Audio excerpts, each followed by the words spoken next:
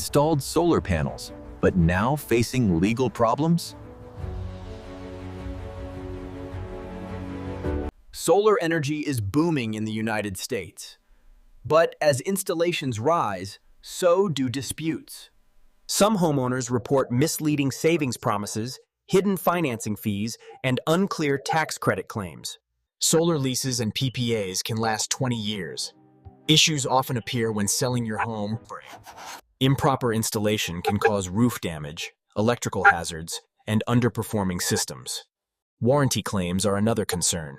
Defective panels, inverter failures, denied guarantees. Solar lawyers handle contract reviews, consumer protection claims, construction defect cases, and financing disputes.